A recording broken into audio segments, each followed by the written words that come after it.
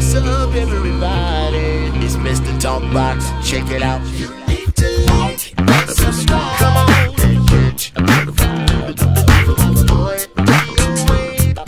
DOA playlist. Let's get the funky. YouTube family and YouTube world, I am back for real. Listen, I am so honored to be sitting here with, everybody don't own the right to call themselves a legend. That's a really big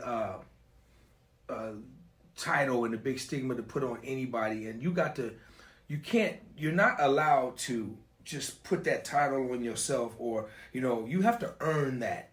And today I am like with everybody who's watching this knows this man right here who's hanging out with me, this my brother right here.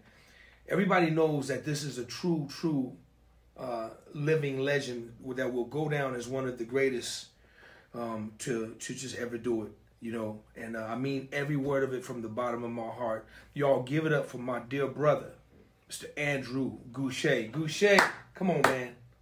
Thank you, doing, man? Man. Thanks for having me, Doc. Thanks for having me. No, I feel like them preachers, when they get up before they preach, man, they got to thank my wife over here, let her stand up and yeah, man, I appreciate it, bro. Appreciate you thinking about me, man. Man, Gouché, man, no, thank you, man. Like I tell everybody, brother, I know you're busy, man. There's a thousand things I know you could be doing, but just to hang out with me, man, dude, it's an honor, man, and I feel privileged and blessed, man. Not everybody get to hang out with Andrew Gouché like this, man. So thank you, man. I really appreciate it, man.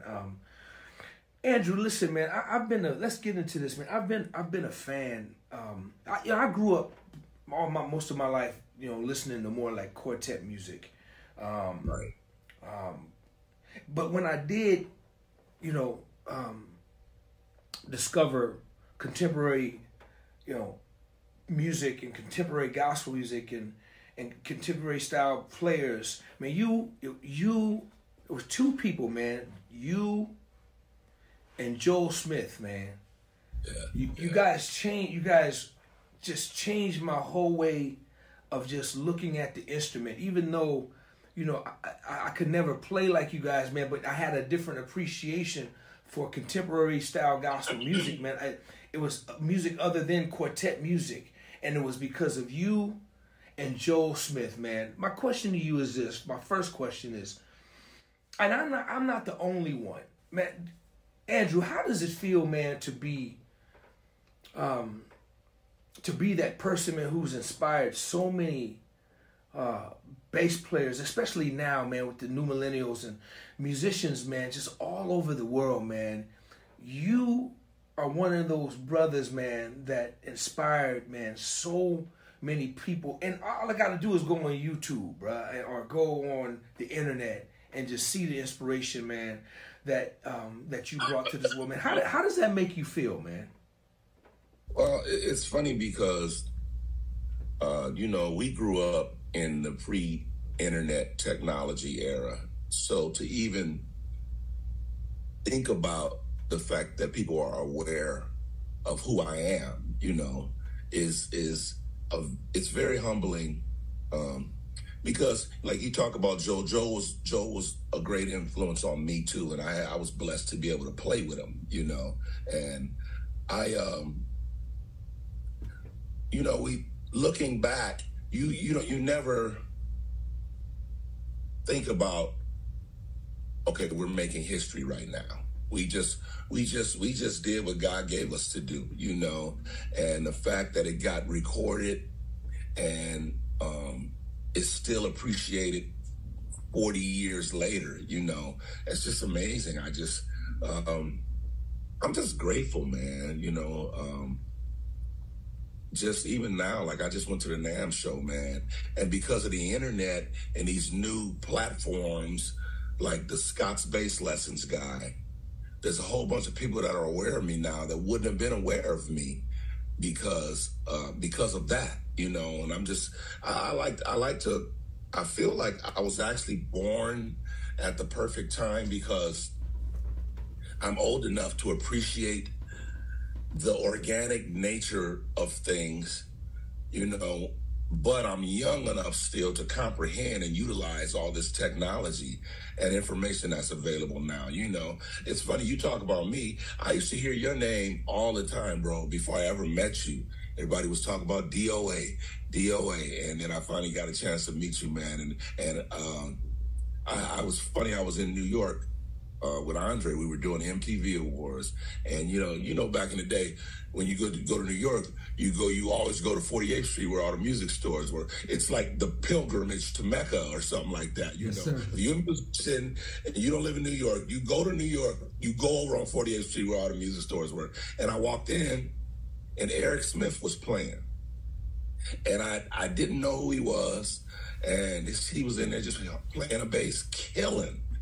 And I got to talking with him, man. He turned around and saw me. He knew who I was. And so that's when I first met him. And then he told me how much of an inspiration you were to him. And I just always heard your name, man. And even though we never traveled in the same circles, and that's the amazing thing. Back in those days, it was word of mouth. And, you know, when records came out, you get the album and you pull the sleeve out and you read the credits. You know, that's how you became aware of people back then, you know. So it's really, I'm just grateful, man, even now, you know, that people still, you know, look at me like that, man, you know. So grateful is the word. That's how it makes me feel. That's a great way of putting it, man. And what I love, man, you're one of those musicians, dude, that's just so diverse. I mean, you know, the gospel thing is, of course, you know, but you play it all, man. You can play it. I remember, I don't know if you remember this, when I was playing with Lionel, we did a show together in Chicago. You were with Chaka Khan. Okay. You remember that, Gouche? Nah. This is a long time ago, but we did a show together. And I didn't realize that Chaka was going to be on the show with us. But when I got there, I found out, and then I found out, you know, I knew you were there, and we actually hooked up, man, for a quick. It was in passing for a quick moment, but man, y'all killed that house so bad, man. y'all dumped on that house, man. It was so crazy. And I was just sitting on the stage just watching. I was looking at the house. I was like, yeah, they dumping on this house tonight. Man, and you were MD at the time, right? Yeah. That was a great band, man. That was a great band. Well, you know, I just got some church boys, man, you know, and that's the beauty about gospel musicians, man. We can just step into other forms of music and be comfortable. But I think it's because so much stuff came from gospel anyway, so for us to go, it's not like you're a straight ahead jazz dude and go play at a church for the first time. That's not the same thing. You can't just walk in. And, you know, I've had a lot of cats, man, yeah, man, I want to play in church, man. I want you to show me some of that gospel stuff. And I'm like, gospel don't really work like that. It's an experience, and you have to have had some kind of experience to play it authentically. Wow. You know, you can play the right notes. Wow. But there's something about that actual experience, man. And if you haven't had it, it's not gonna sound authentic, you know. So that is so true, man. It's the same. Yeah. It's crazy, Gouche, because you know, it's the same with quartet music, man. People don't realize, man, that it's a lifestyle. It is an experience. If you haven't lived that, right? You know, I mean, yeah, you can get up and play it and fake it, but it's the same with reggae, blues. It's all of it. Yeah. It's like it is. But man, let me ask you this: what was the biggest life-changing moment, man, for you way back then? What was the thing that changed your life and just took you from here to just the next level? If there was one thing. Well, for me, it was a progression because I started out, I used to sing in the choir at James's church back in the 70s. And then I got a bass for Christmas in 73. And I got to tell you, this is a milestone for me. This year makes 50 years I've been playing bass, man. Congratulations, brother. Yeah, man, which is crazy. But my association with James was directly responsible for the trajectory of my career. And that's how I met Walter and Ed. We went up one year to do Love Center's church anniversary. And that's when I met Walter. And so that's how I started playing with the Hawkins Family. And then in 83, I went to Israel with James. It was this thing, it was called Gospel Goes to the Holy Land.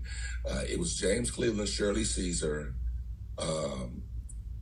Andre Crouch, and it was crazy because Barry White was the MC for the show. And we did it in this, it was this incredible natural amphitheater in Jerusalem that we did this show. And people were literally, they made a stage.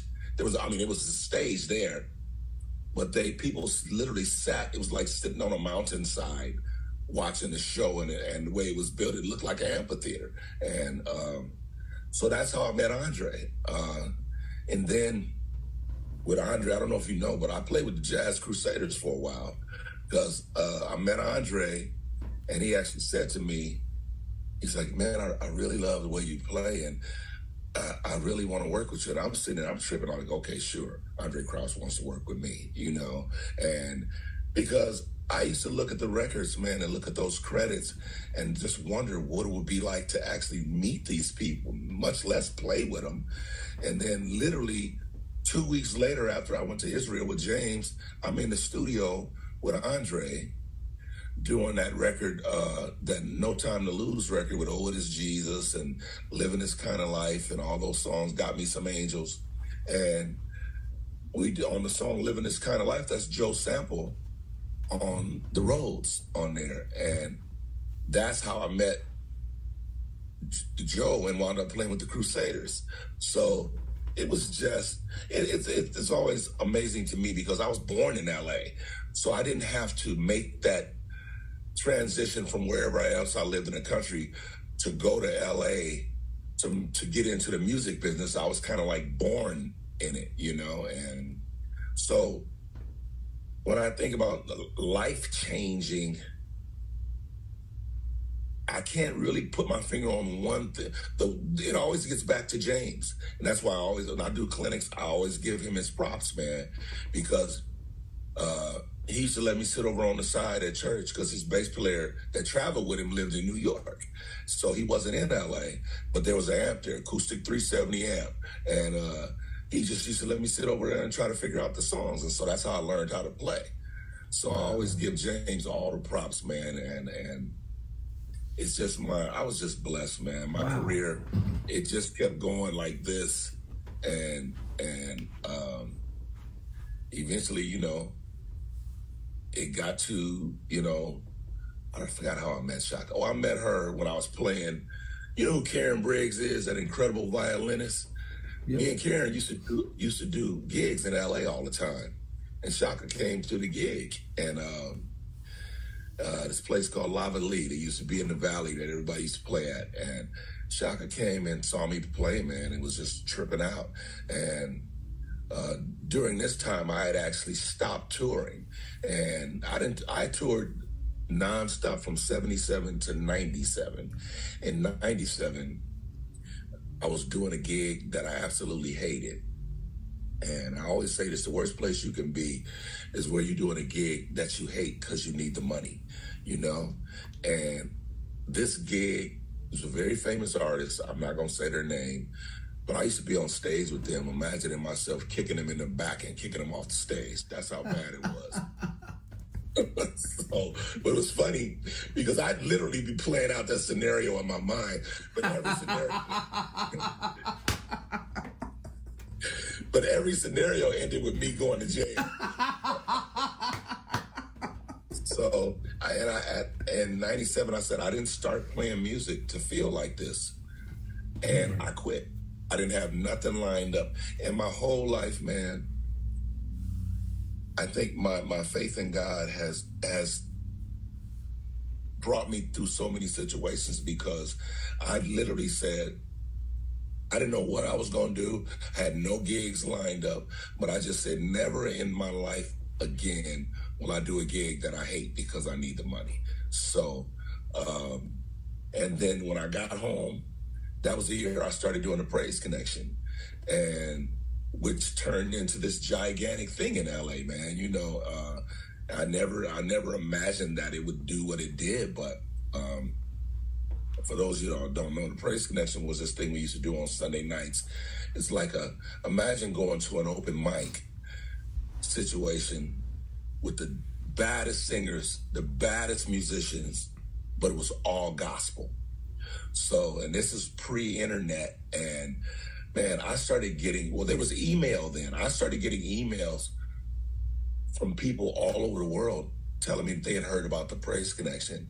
And then it got to a point where, because I've worked with so many people in the gospel industry, anytime any major gospel artist was in town, if they were in town on that Sunday night, they would come to the Praise Connection. So Fred Hammond came and performed. John P. Key came twice. Angie and Debbie Winans.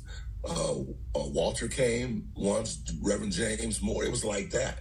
Wow. And then my singers, like Eric Dawkins was one of my singers, you know, and people like Warren Campbell and Nissan Stewart. Wow. And all these people, they literally like were some of my most faithful supporters on that thing. And that's how, once again, talking about a progression, that's how I got that song on Mary Mary's first record. I did it. I don't know if you ever heard the arrangement of Wade in the Water. Yes, I did. Yes. And because that was a Praise Connection song. And Warren, he heard us singing it. And he said, yo, man, where'd you get that from? I was like, man, it's my arrangement, man. I was just doodling one day on the bass, like, dun, dun, dun, dun, dun. And I started singing Wade in the Water on top of it. And I just taught it to my singers, and we did it. We used to rehearse on Saturday, and then the next night we did it, and Warren was like, man, you got to let me do that on Mary Mary. And at the time, I was like, Mary Mary, who was that? He's like, oh, Erica and Tina, that's my new group. I was like, all right, cool. And so then he was like, yeah, man, I want you to produce it. So he paid me to produce the record, and then this was one of the big, at the time, was the biggest blessing that ever happened. And that's why I love Warren Campbell so much, man. Yeah. You know Warren, you know the type of dude he is, man. You know, when I got ready to discuss with him the splits on the song, I said, so how you want to do, you know, with the publishing and stuff? He's like, man, I don't want none of that, bro. He's like, that's your song. And then he said, man, you've been a blessing to me when you didn't even know you were, you know? And so that record sold like 4.5 million copies. And I'm the only one on the record got 100% writers and publishing on the song. So you know what that is, you know. And it happened during the time when I wasn't touring. So then it was funny because people were like, yeah, man, so who you playing with? I'm like, I ain't playing with nobody, man. But then they saw what I was driving, and then, you know, some people knew where I lived, and they saw my house, and they were like, there was a rumor in LA that I was selling drugs. People started trying to say I was a dope dealer. But wow. No, man. Yeah. Wow. That's awesome, man. That's awesome, dude. That's, you know, you had me cracking up, man, with your story, man, because you do, sometimes I feel the same. I work, you know, one thing I'm not going to do, man, is do music and be miserable, man. If I'm gonna be miserable, man, I'm gonna quit that job and I'm gonna go to Home Depot or 7-Eleven and be a manager and be miserable there, and come to my studio, pick up my instrument, and be happy. You can't be miserable doing what you love to do, man. Doing what God has blessed us and given you. What it is, what we do is directly predicated on how we feel inside. Come on now. That's why. And that feeling that we have comes out through our playing, and it touches people. It touches people's hearts, man, you know. And if you messed up inside, you can't do your job the way you're really capable of doing it. Right. And just what you said, man, it's like you go work at the post office and you can be in a bad mood and be mad about it, but you can still sort them letters. You know what I'm saying? But Sure. you can't do what we do and not be right on the inside, man. Sure. And I was on the gig. That gig I was telling you about, man, everybody in the band hated each other. Man, me and the guitar player used to be on stage cussing each other out in the middle of a song. And I'm like, this is ridiculous, man. This is ridiculous. I'm like, oh. Man. So, yeah, man. So, Andrew, let's talk about Andre Crouch, man. Let's touch on that a little deeper, man, because I know there was some big moments, man. Being a part of, Andre Crouch's career at the time you spent, man. Can you tell us share some things maybe that people don't know, man. There's some of the behind the scenes stuff and some of the things that just came out of that relationship, man. How powerful they were. Well, first of all, Andre, a lot of people today are not aware of how huge he was. Andre was doing stadiums and arenas. And this is back before, if you went to a gospel show, there's like 5 or 6 artists on there to fill up a 3,500 seat venue. Andre was performing sometimes, like in Brazil, 100,000 people in a stadium, and I never did one of the stadium gigs, but I did a lot of arena gigs where it's 18, 20,000 people in there. Wow. And singing Andre Crouch songs, because his songs, they're going to transcend generations, man. His songs are in hymn books. Yep. The Blood, Jesus is the Answer, Take Me Back, and all songs like that, man. But it was the craziest thing about Andre was, as big as he was, how humble he was, man. He was just a funny, happy-go-lucky dude, man. We would go, a lot of times we would record at his house. He had a house in Woodland Hills, and Andre was funny because the session's supposed to be at 2. You get to Andre's house at 2. You don't come down till 6. And so you just chilling. And then he come down and he start cooking. So he loved to cook. So we just hanging out, man, and he cooked. We might start recording about 8 o'clock at night for a 2 o'clock session. But that's just how it was. The thing I loved about Andre was that his people were his people. And everything that he did, he included his people in. Like, when we did the Man in the Mirror session, it was 9 of us singing. I made sure I got as far away from that microphone as I could. So I was in the back of everybody, in the middle, in the back, and some of them parts was too high. So I was just like, yeah, make that change, all that stuff. That's Andre Crouch singers doing all that. Wow. And that, yeah, make that change. That's, I think it was an A flat. That A flat was too high for me to sing. So I was just like, make that change. But wow. And I just love, my camera's blurry and does that.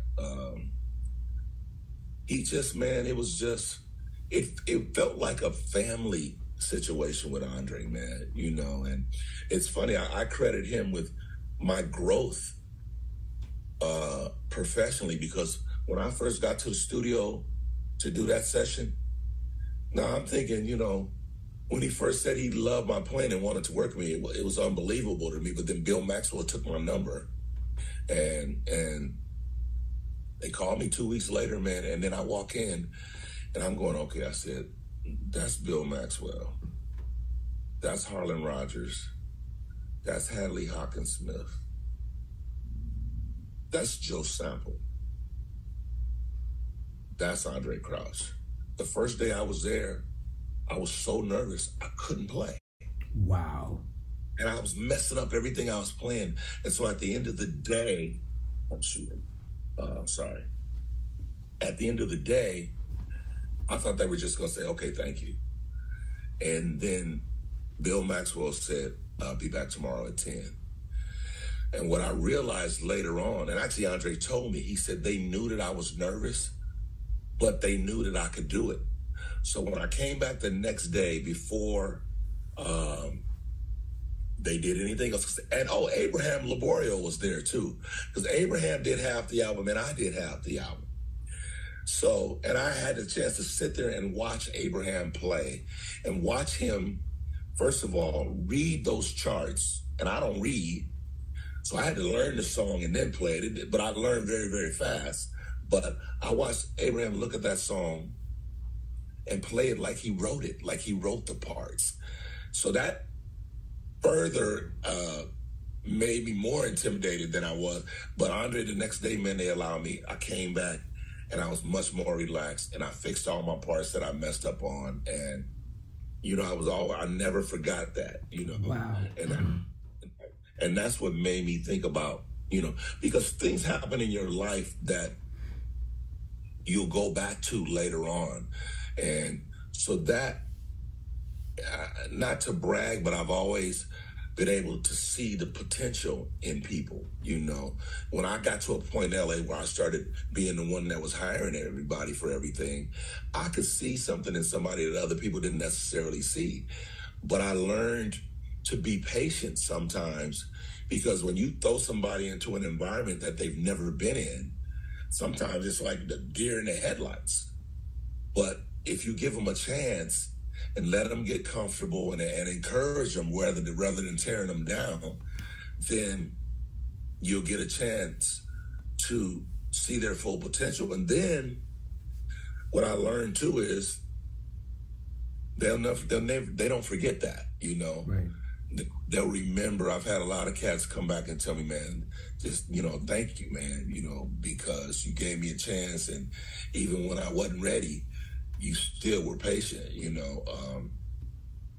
So that was the thing that I got from Andre. He didn't act like he was who he was. You know what I mean? Yeah. He just acted like a regular guy, man, you know. Right, right. And I mean, it's a laundry list of things that you accomplish, man. You know, I'm very much aware that you know, Andre produced the theme song for the iconic show Amen. You played bass on that record, right? On that show, on that theme song. What was that like, man? Well, it was with Andre. It was just, they would just be like, okay, we're going to do this. And at the time, we didn't know what Amen was going to be. You know, the show wasn't out yet. And so we went in and did it. What the real blessing for me was, I got a chance to sing on there too. So I'm singing. Wow. And when we did the session for the vocals, it was a SAG session. So, which meant we got residuals for the show. And how it worked, like the season is 26 shows long. At the beginning of a season, I would get like 26 checks for like $1,300. Like they would come at the beginning of the season. And then in the summer, when they would go to reruns, the summer rerun season was 13 episodes. So then, so the summer come, I get 13 checks for, I still remember the number, $668 for the checks. And so that show was very successful. And then, you know, Musicians Union, you know, I don't say nothing bad about the union, but what you get being in the Musicians Union ain't the same as what you get being a part of SAG or after it, right. You know. And you know, in the Musicians Union, it was like, I think it was every August 1st, you get one check, which is a percentage of all the work you've done in the previous year. And it might be, depending on how many sessions you did, it could be a nice little piece of change, but it wasn't nothing like that AFTRA and SAG stuff. And then the crazy thing, when the show went into syndication, then it was crazy, because I still, to this day, we did that song in 1986. Wow. And I still get residual checks because Amen plays all over the world. I mean, the checks, they're small. It used to be they would send you individual checks, which was really wasting paper. But now they send you one check and it has you know, Sure. list of what the check is for. But yeah, man, being with Andre, man, it was like so many different things came out of it. And eventually, because, you know, Bill and those guys, Bill started doing a lot of TV stuff. Bill produced, you know, I think it was Living Single. He was a musical director on that show, and it was a couple of other shows. So he stopped traveling with Andre. So then I became the MD. So I was Andre's MD for a few years too. And those kind of things helped groom me and train me to be a musical director too. Right. And so that, even when I got the gig, like I was telling you, playing with Chaka, she came to me and Karen's gig, and she came up to me. I'll never forget. It was in 2003, and during that time, I had decided I didn't tour from '97 to '06. I just decided I didn't want to tour anymore, and that's when I was doing the Praise Nation, and then the Mary Mary record happened, and all this other stuff, and I was doing a lot of sessions, and so when Chaka came, she came up to me after she was tripping the whole time I was playing. She was sitting there just like oh my God, like doing all that kind of stuff. Right. And then after the gig, she came up and kissed me in my mouth. She's like, "Oh baby, you going on the road with me?" And I was like, "Well, you know, thank you." I said, "Well." Well, wait. Gouché, go on the road. She kissed you in the mouth, but you going on the road to do what? I know, right? But anybody that knows about Chaka knows that she's bass is her favorite instrument. Right, exactly. Yeah. Yep. And like she loved Anthony Jackson, like, and so bass was her thing. And then Melvin Davis, who's with her now, incredible. Oh man, oh yes, absolutely, man. Yeah, listen, man. And then, but with the Andre thing, let's just touch a little bit on, was it the Color Purple play that you guys did that you were involved with? What was? I didn't do the play. We did this. I sung on the soundtrack. You sung on the soundtrack. Okay, yeah. Sung on the soundtrack, man. That must have been crazy, man. That must have been crazy, man. Just to be a part of that history, man. I'm tripping out, bro. Yeah, and once again, the residuals is why I still get Color Purple checks to this day. You know, they aren't big anymore, but the residual benefits of being with Andre, man, it's like I will forever be grateful to him. Absolutely, you know? Absolutely, man. And because Andre, he had a good heart, you know, and you can't say that about a lot of people, man. Like he had no ulterior motives with him, man. He genuinely had an appreciation for my gift. And it's funny, another thing I learned from being with Andre was, you know, I played with all these gospel artists. I was playing with the Winans, the Hawkins, I was playing with James, and when first time I went out with Andre, the road manager comes in and hands me, we're getting ready to go to Europe for a couple of weeks. I don't know how many weeks, but he comes up at the airport and hands me an envelope with $800 in it. Now me, I don't know. I'm like, oh, you paying me for the gig already? He was like, no, that's your per diem. I said, per diem? What's that? And he said, that's your money that you use to eat with. So that's when I learned what per diem was on the Andre gig too. And back then, that was a good per diem. Oh yeah, back then he paid $50 a day per diem back in 1983. You know, jokers don't pay that now. Right. Right. So, and then we always, when I played with James, we had to pay for our own hotels. And James, yeah, that's what it was. Shirley Caesar, the same thing. I think them jokers still pay for their own hotels. Come on, man. Come on. But that's what it was, you know. Wow. My son with Ray Charles, she was one of the Raylettes. They had to pay for their own hotels. I heard about Ray, but man, I never would imagine. And it was just, that was the norm. So wow. So I get with Andre. We stayed in 5-star hotels. He only stayed in the best hotels.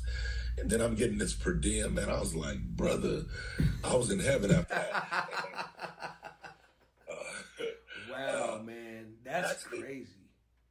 I got the gig with the Winans because of my association with Andre. They came to LA in 84. And they were doing this Christian booksellers convention. This is when Questionnaires had just come out, and they were big. And so Andre's band, first time they ever came to California, Andre's band played for them. And we playing, man, and they were turning around, look at me tripping, dude. They were like, woo, doing all this. And that's how I wound up playing with them. So when they brought me to Detroit to play with them, I was like, so how, they told me what the gig was paying. I said, well, what about the per diem? They didn't know what per diem was. Wow. And because I learned it from Andre, and I told him, I said, well, the per diem is so I can eat every day. Like, I have to have money to eat with. And so after that, the whole band got per diem because I had to hit the Winans to what per diem was. Wow. So, yeah. Wow. Man, listen, man. I know I overkept you, man, but the knowledge that you kicked, man, and the stories that you shared, man, I think it's going to inspire. As long as it inspires one person, and that one person is me. So you know, I get a victory for this interview with you already, because, man, dude, you shed some light on some things, man.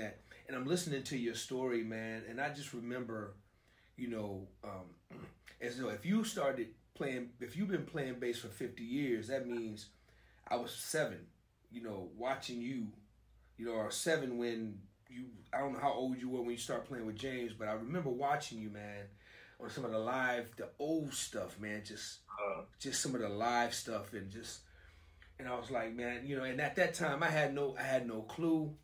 And then, you know, years later, man, to be able to call you my friend, man, my brother, and to be able to meet you, man, and to be connected, man, is just an awesome blessing for me, man. So real quick before I let you go, you get 4, and we're gonna put 4 of your top bass players on Mount Rushmore. All right, you get 4, man. You only get 4, man. You gotta tell. This is my new question. This is my new question, man, that I just inserted in the show. I try to ask everybody. If you're a bass player, I ask you about bass players. If you're a singer, it's going to be singers. If you're a drummer, or whatever you do. But give me your top 4, man, that's going on Mount Rushmore.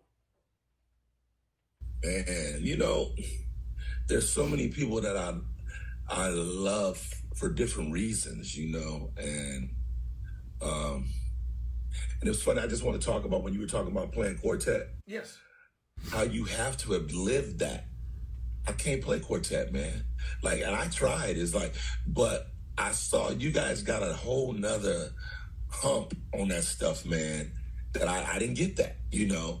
But anyway, when you were talking about it, I wanted to say something. But to comment on that, man, you're exactly right. It's just like what you do, man. Dude, I don't even try. I just kick back and watch y'all do it, and I just admire it, man, because there's a certain thing with that, dude, and the way the way you approached it, man. You set a standard, man, years ago, man, and you talk about the progression, and as you've grown as a musician, it transcended from 4, 5 to 6 string to just, it's so musical now, man, and the way you. Dude, I can never play bass like that, man. I just admire it and love it. I just, you know, because it's a whole completely different thing, man. First of all, can we talk about that last video you just posted, brother? I don't which one. I know which one you talking about. Oh, when you playing the white sample? Yeah. Man, did you overdub some of that? No. Okay, so if I was in your presence, I'd slap you. Stuff like that, man. And dude, you got it. And you know, here's the thing. My thing is my thing. Your thing is your thing. Marcus' thing is his thing. But the beauty of it is this world is big enough for all of it, you know, and there's room for everybody. I struggle with making comparisons. Yeah. Because it's impossible to do. It's impossible. You can't. At the end of the day, no matter who you are, everybody not gonna like you. I mean, there's people that hate the way I play. They think I play too busy and all this kind of stuff. And it was funny when, you know, Chaka fired our band back in 2011. And there were people that literally rejoiced in the fact that I got fired from Chaka. I've had people that never met me tell me, dude, I used to hate you. And until I met you, you know, and I just want to say this too, that when you get into a certain position, level, whatever you want to call it, there's a responsibility that goes along with that. That's why, like, I just went to the NAMM show, and for me, it's a blessing just to be able to say hello to people that have seen me. Like that Scott's Bass Lessons video I did, it's got over 1 million views now. So there are people that know about me now that never knew about me before that because of that Scott's Bass Lessons thing. Right. And so just to be able to say hello and shake people's hands, man, and you know, like that scripture says, to whom much is given, much is required, you know, and you may not think you're a role model, but you are. Very much so. Know? And so I remember one time somebody told me that people were saying that I was arrogant, and I never wanted to be thought of that way. So I made a conscious decision to always be mindful of how I present myself to people, you know, because I understand at the end of the day that it didn't have to be me. There's people, man, one of the baddest bass players I ever seen was in a music store, worked in a music store in Tupelo, Mississippi. And I was doing a play and we were playing in Tupelo. And so we would always go around to music stores, whatever city we were in. And this kid, man, I saw a bass I liked and I wanted to check it out. And the kid picked up the bass and started showing me what the knobs were and all that. And he started playing. He finished playing. He's like, you want to check it out? I was like, no, man. Oh my gosh. So I get it. That's why I admonish people to don't ever think you the first one or the last one, you know. And so back to your question. But wait a minute though. Wait a minute. But we're gonna get to the Mount Rushmore thing because I'm not letting you go. But Andrew, we gotta touch on this, man. The Prince experience, man. What was that like? Tell me a little bit about that. You know, I said, because I've done a lot of gigs, I played with a lot of people, man. But I said, God, before I die, I want to give me one of them kind of gigs I heard about. You know what I'm saying? The private jets. Right. First class. And it was funny because when I was with Chaka in 2011, we opened up for Prince. This is back when he was doing those 25 nights in each city and all that. So we opened up for him first time in Fayetteville, North Carolina. And Prince saw our show. And by this time, our show, we had got it down. Because, you know, it's a progression, sure. You know, when you tour and then you start tweaking and then just a continuity develops to where it's so seamless and the vibe is killing. And we were at that point then. And dude, after he saw our show, this dude came running, looking for me, man. Wow. He was like, oh, man, dude, you were killing. Who are you? Like, who did those arrangements? Like, he was talking to me like I was him and he was me. You know what I'm saying? Wow. And I was like, well, I did. And we opened up for him a bunch more times that year. And then I started noticing every time we played, he'd be over by the monitor board, like with his shades on, watching me. He was watching me play. And the last time was October of that year. He was doing his own music festival in Copenhagen, Denmark. It was called the MPG Music Festival. And it was amazing. It was like 60,000 people out there. And we opened up. It was us, Janelle Monáe, Raphael Sadiq, and somebody else. We're opening for him. we used to do a medley of You Got the Love, Tell Me Something Good, and Sweet Thing with Chaka. Sweet Thing was the last song in the medley. And so we're playing Sweet Thing. Prince comes walking out. There's actually a video of it. He comes walking out with his guitar, and he comes over to me and goes, is it okay if I sit in with you guys? Which showed me the level of respect that he had for what we were doing. He wanted to be a part of it, which is like the greatest compliment you can ever get from somebody of his stature, you know. And then that was October. December of that year, Chaka, she fired the whole band, you know, just out of nowhere. And that's the whole nother story that doesn't need to be told. But literally 1 week later, Cassandra O'Neal, his keyboard player, called me and said, Prince wants to know if he can have your number. He wants to call you. And I said, yeah, give it to him. And he called me the next day. And it was funny because it was, when the phone rang, it was some weird number ID, an ID like 065 or something. So I was like, this can only be him, and then I said hello, and he goes, Mr. Gouché. The funny thing, the first thing I thought was, Prince knows my name. Just the fact that he just said my name was crazy. And he said, I got some things I'm doing in the coming year, and I wanted to know if you wanted to be involved. And I was like, yeah, sure. And he said, well, great. He said, can you come to Minneapolis? And I said, yeah. He said, okay, I'll have my my assistant get you a ticket. So his assistant calls back 5 minutes later and said, he wants you to come tomorrow. You know, that's what Prince always did. He's like, he wanted it when he wanted it, and everybody conformed because he's Prince, you know. So the next day I'm in Minnesota. But first, she gets me the ticket. Well, I said, when she said she was going to give me a ticket, I get the reservation about 15 minutes later from Delta. And I'm like, okay, I got to go on the Delta website. I got to get me an extra row aisle. You know, my flight's tomorrow. The plane's probably full. So I got to try to get me an extra row aisle. That's a good seat. But I look at the ticket, it's first class. Then I was like, oh, okay, this is that gig, you know? And then the girl calls me back and says words that nobody ever said to me. She said, do you need us to send you a car? And I was like, yes. You know, ain't nobody never. So every time I got ready to go out with him, an hour before they were even supposed to pick me up, limo, was a town car at first, sitting in my driveway at my house, like an hour before it was time for me to leave. Then I finally told him I need an SUV because I was carrying equipment.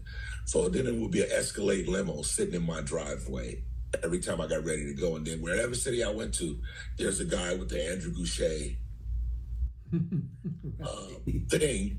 You know, it was like a couple of times paparazzi followed me because they saw the limo guy and me with my bass. They would come up to me and go, who are you? Who are you? You know, it's like, I'll be like, I ain't nobody, bro. A few times that happened. And then something in my spirit said, don't ever say anything about money. And because if I had told him what I wanted, it would have been 1/5 of what he actually paid me. Understood. Yeah, man. So Understood. Playing with him was the thing about Prince. And you know, people ask me, did I learn anything? What I learned there, because I'd never been in a situation where I had to play the same thing over and over. So one time we were playing Cool.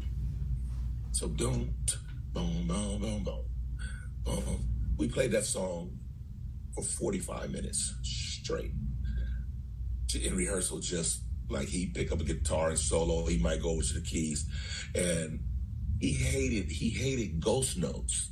You know how we play. So I'm like, dum, dum, dum, dum, dum. I'm putting little skips and stuff on there. He hated it so much, he'd come up to me and go, dun, dun, dun, dun. Like he put his hand up. Like he's sitting there going, dun, dun, dun, dun. Dun, dun, dun, dun. So I learned. And I gotta tell you, sitting there playing that song for that long, the exact same thing over and over, I started getting like hypnotized. Like I looked down at my neck and it looked like my notes started moving and I almost lost my place. And I never had to play. I'd never been in a situation where I had to play one specific thing over and over again. It was a friend of mine came, Percy Beatty. You know Percy? Yes, Percy came to the show. We played at the United Center in Chicago. And Percy said to me and Percy played with the wine. That's where I met him. We played with the Winans together. Okay. And Percy said, man, you didn't play a fill the whole night. Like the whole show, I never played a fill. I only played the song. So that's what I learned. That was a discipline that I never had before I got on the gig. The discipline. And you learn to appreciate it because with him, he put all these pieces to the puzzle together. Right. And a lot of times you don't see it as he's putting it together, but when you hear the finished thing, it makes so much sense. And it's killing. I love that, man. Man, what a great story, man. Okay, man, I'm going to let you go, man. I know I keep doubling back, but you got to give me your top 4 that you, because I know they want to know, man. Give me from you. Give me your top 4 Mount Rushmore bass players, bro. I'm going to sit back and wait. I can't wait for you. First of all, Larry Graham is the reason I started playing bass. Because I saw him on Soul Train, and I begged my mother to give me a bass. She got me a bass that year for Christmas. And then I always gravitated. I realized very early on that I didn't want to, like I could do what Larry Graham did. I learned to do that, but I didn't want to be Larry Graham. The records that I really learned on were those old DJ Rogers records with Robert Wilson, Keith Hatchell, was it Kenji Burke, and what's the other one? One more. Those records. So very early on, I realized that E was not low enough for me. So that's why I started tuning down. Because it used to have pissed me off to have to go up here to play an E flat. You know, all of James Cleveland songs on E flat, A flat, B flat. And E flat just didn't sound low enough to me. So I tuned down, and I knew Joel. Joel tuned down to E flat, and I wanted to be lower than Joel, so I tuned down to D. And that's when I started playing tuned down.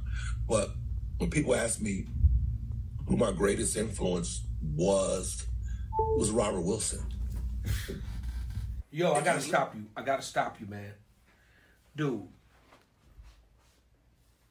he's my greatest influence as well.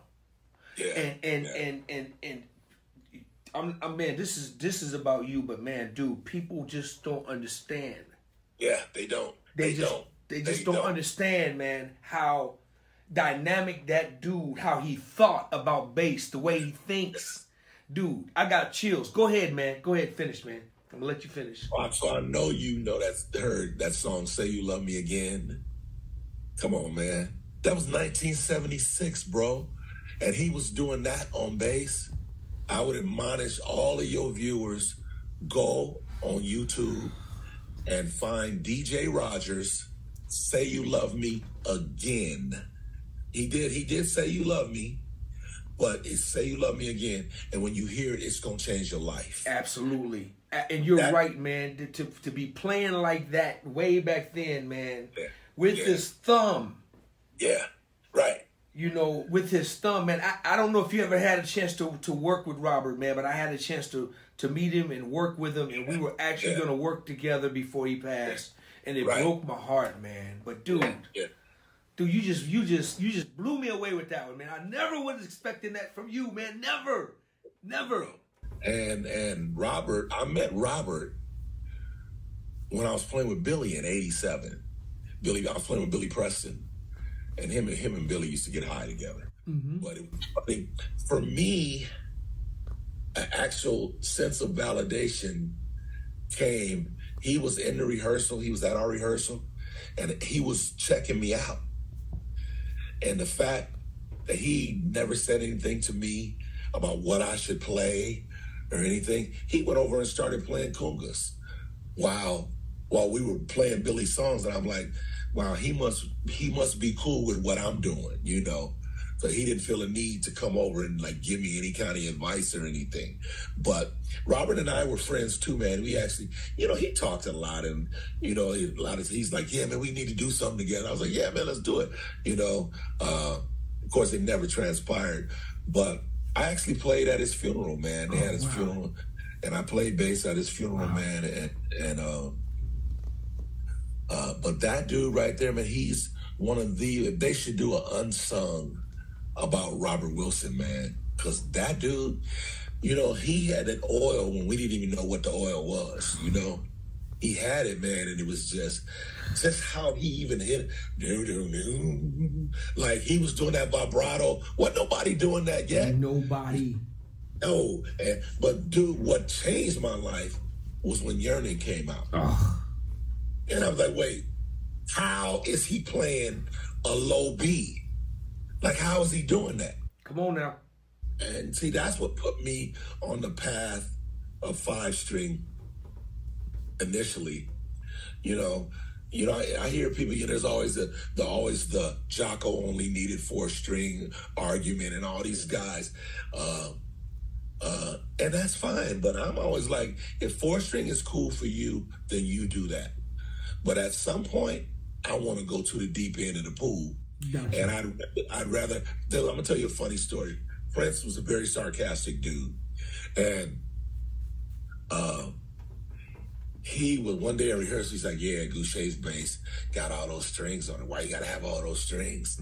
Larry's bass, because, you know, him and Larry were like best friends. Right. He built Larry a house in Minnesota. And he was like, Larry's bass only has 4 strings. Why you gotta have all those strings? I said, well, you know, this bass has those 4 strings on it. So I have those 4 strings too. But I also have this one and this one. And he started laughing. And what I realized was he liked the back and forth. He liked for you to talk to him just regular, not to be sucking up to him because he Prince. Because more than anything, he was a musician, bro. And he wanted his band, he wanted to get on stage, and he wanted his band to smash every other band. Now, he had that mentality, you know. And then he was like, yeah, Gouche's bass got those knobs on it. Why you got to have all those knobs? Larry's bass got 3 knobs on it or something. And I looked him dead in the eye and said, you know what, Prince? This bass is the reason you called me. And he went like this. He said, but he used to say all the time, and he told me, he said, I've never heard a tone like yours. He loved my tone, and he loved what I realized is that, you know, a lot of times, well, I don't want to disparage anybody else, but. No, go ahead, bro. No, I'm not going to disparage nobody, but a lot of people got the gig with Prince, and he groomed them into what he wanted them to be. Right? Exactly. Which is not a secret. Secret. Go ahead. Uh-huh. But Prince saw what I did, and he saw how it could add to what he was doing. And you know all these websites like talkbase.com, and you know, these on the message boards people can talk, and all. It was like a big long thread about me getting a gig with Prince. And they were like, how's that gonna work the way Gouché plays, playing with Prince, you know? And at the end of the day, how it works is, if I want to keep the gig, I do what he wants, period. You know, and when I got the gig, the first thing I said to him when I got there, I said, listen, man, whatever you want me to do, you know, just let me know. And his exact words to me were, I brought you here because I want you to do your thing. He said, and if there's something specific, I'll tell you, which is what he did, you know. So when we did Cool, he only wanted what he wanted. But then I'm going to tell you what happened was a trip, though. Some of the other band people started complaining to him. And he came to me one day and he was like, so what if I gave everybody else the freedom that you have? And I'm looking at him like, bruh, I'm doing what you said to do. And I said to him, I said, you know what, Prince?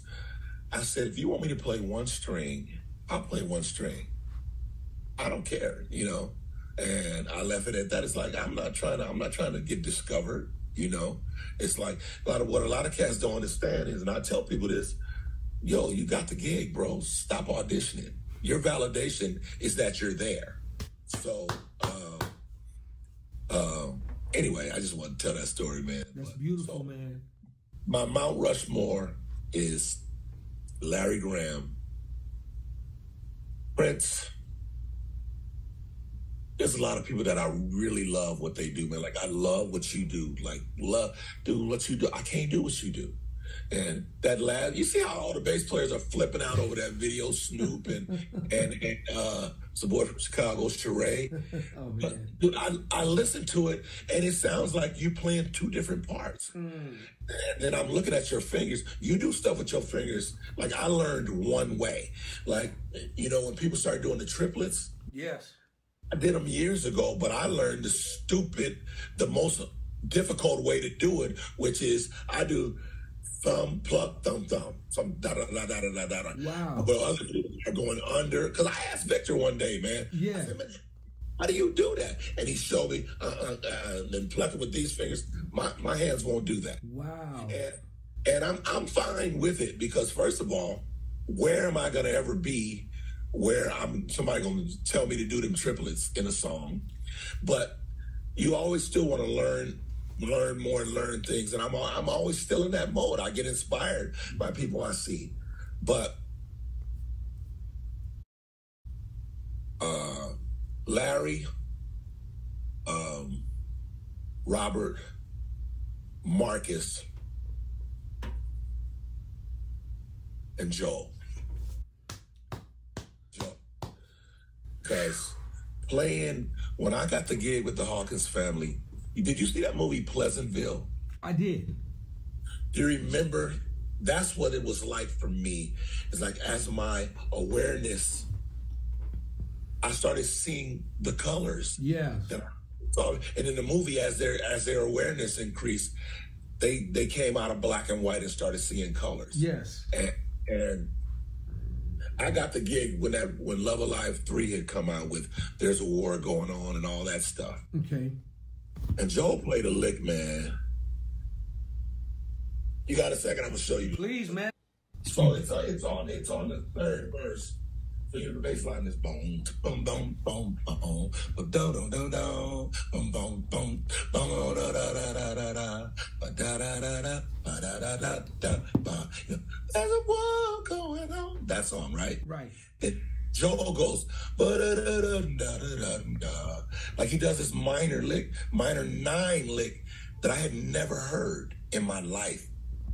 And you know, sometimes people do stuff, and you go, how did you do that?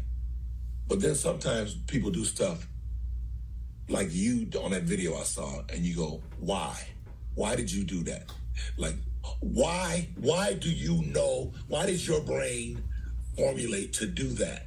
And that's what Joe, man, when I started playing with the Hawkins Family, it literally sent my life in a different trajectory. Wow. Joe, man, and that's why, and a lot of people don't know, but all the endorsements that he had, I got for him. His MTD endorsement, his DR string endorsement, his Epiphany endorsement, because I wanted to say thank you to him. Wow. And even at his memorial, I didn't get up and talk about it. You know, I never talked about that stuff. But I actually tried to get him to move to LA. I was like, dude, you need to come to LA, bro. You would take over. Wow. But you know the kind of cat Joe Yes, was, man. yes. He's like, he was Bay Area through and through, man. Yes. Borderline hippie kind Yes. of dude. And he was like, no, man, you know, I'm cool. I told him, because back then, I had a 4,500 square foot house in LA. I had 5 bedrooms. I actually had a guest bedroom that had its own whole section of the house. I was like, man, you could stay with me, bro, until you get going. But he didn't want to move to LA. Wow.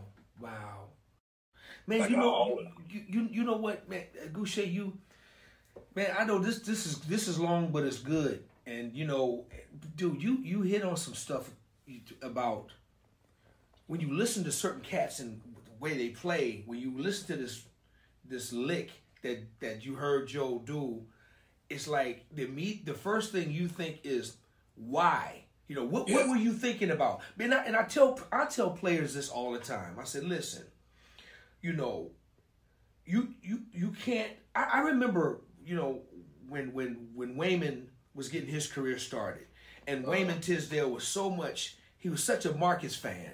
He was such a Marcus fan, and me and Wayman was talking, and Wayman told me, he said, D, I'll never forget. Marcus told me, he said, dude, you know, do your own thing, find you. Don't worry about trying to find me. Find you. And he did that. And he found his own thing. He really did. And his career just went crazy. So I tell young, old, or whoever, man, my thing is this. It's like when you hear a great bass player, because there's so many out there, especially these youngsters, man.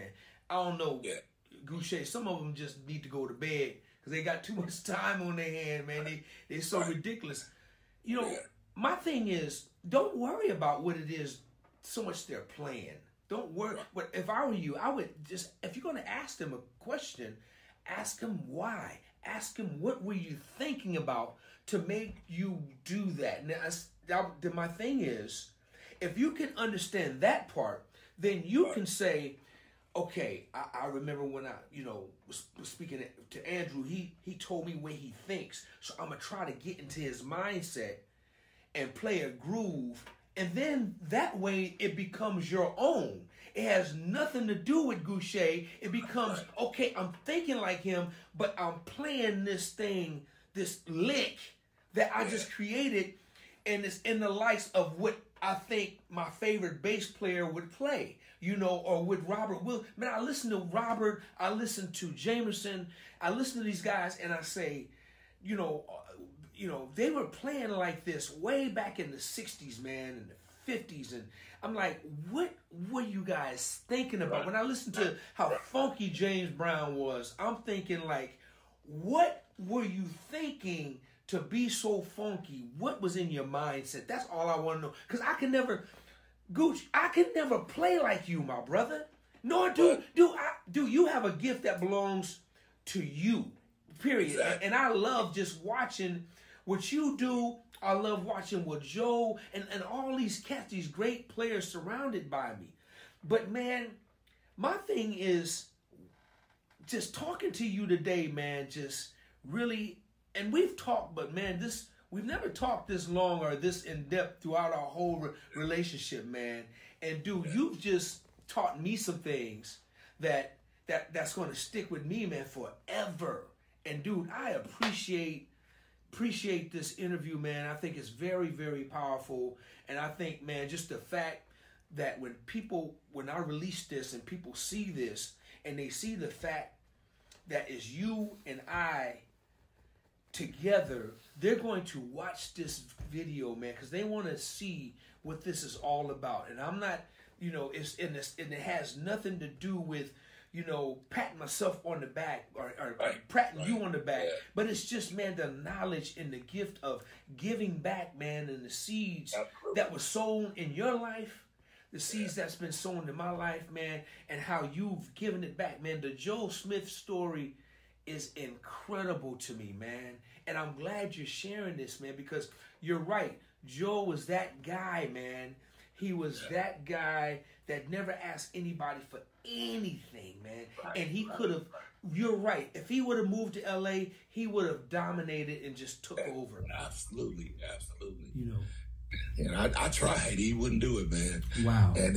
But the thing is, too, your voice is your voice. My voice, it's my voice. And to me, when somebody tells me, man, I saw this bass player, man, he played just like you. That's not a compliment to me. It's like, I don't want to live my life being somebody else. I want to be, and I think everybody has, just what you said, you have to find who you are. You know, now learning licks is learning licks, but it's just like when you tell 10 people a story and they tell them to repeat it back, they're going to tell it 10 different ways. Because how they interpreted it when you told it to them is different. So that's the way You know, like if Marcus do a lick I like, I'm gonna do that lick. But you're not gonna tell me I sound like Marcus. Exactly. Come on now. So, yeah. Come on now. Your licks I can't play. So if I was ever able to get one of your licks, man, I would play it. But I'm never gonna sound like DOA. I'm gonna sound like Andrew Gouché. Absolutely. You know? Absolutely. And that's what everybody wants to do, man. Like, there's only 12 notes, right? So that's all that exists. So it's amazing to see different people's interpretation of those notes, you know? And you know who I marvel at? That little young kid, Justin Schultz. It's like, dude, are you for real? But it's beautiful, man, because the thing that these kids have now is there's so much information available instantly. There's no going, taking a record and putting the needle back again, trying to hear nothing. You go on YouTube now and slow the video down, but it's still in the same key. When I saw that, you know, when Chaka Khan died, there's two songs that I just, you know, very rarely do I decide I want to learn a song just for the sake of knowing that song. Not that I'm going to ever play it anywhere, but the first one was Spain.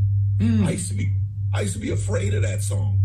I thought it was so difficult. And then Joe Wilson, I don't know if you know Joe Wilson, keyboard player, but we were doing a Ricky Grundy recording, and I heard him playing it. I was like, man, show me that, man. I've been wanting to learn that song for you. And I learned it in 5 minutes, and I was like, but the one that got me was when Chaka Khan died, that song got a match. You know that song? Oh, yeah. Yeah, So absolutely. I wanted to learn that song, so I literally sat down. It took me like 3 days to get it. I found a video on YouTube that is a practice video for that song, got a match, but it slowed down. It starts, because the actual song is 150 beats a minute. But on this video, it starts at 90 beats. So it's dun, ba, ba, ba, ba, ba, ba, ba. So you can get all the notes. Then it does that 3 times. Then it goes to 100 3 times, 110, 120, 130, 140, and finally 150. So I was able to get it up to 140. I can't play it at 150, but I just wanted to learn it, you know. Right. I'm never gonna play Got a Match anywhere, but just for my own satisfaction, I learned how to play it. And you know, I tell people, man, you hear stuff that people play that you like. It's okay to hear some stuff and play it, but don't try to be them playing it. Like, be yourself. Figure out different ways to incorporate it into whatever kind of music you're playing, you know. So, yeah, man. Brother, listen, man. You just put a button on it. Listen, brother, man, I can't thank you enough, man, for this. I'm going to keep all of this. I'm not chopping nothing down. It ain't gonna be no part 1, part 2. I'm gonna put it up, man, and I think cats are just gonna enjoy it, man. I know I have, man. I've been, like I said, man, I really appreciate you, man. And do me a favor, let everybody know how they can follow you, man, and reach you on your platforms. You know, I'm just Andrew Gouché. I don't have one of them fancy, the Lord devil thought he had me. But he missed me, Jenkins. My name is just Andrew Gouché on Instagram, Facebook, and even TikTok. Okay, cool, man. Andrew, man, thank you, my brother, man. I wish you the best, man. Keep doing your thing, man. You got a lot of people who respect you, man, and it's well deserved. And man, I can't thank you enough for just. You know, I do this, man, because my goal is just to hang out with all my most favorite people, man, that I just admire and love and respect, man. And you're definitely, you know, one of them, man, at the top of the list, man. And I really appreciate the short notice and hanging out with me, man, for real. Well, I appreciate you thinking about me, brother. And just know that I got much love and respect for you too, man. You are a beast, bro. Yeah. You know, and just, you know, it's funny about compliments. For many, many years, I just was uncomfortable with compliments. And then I just realized, you know, somebody say something nice, just say thank you.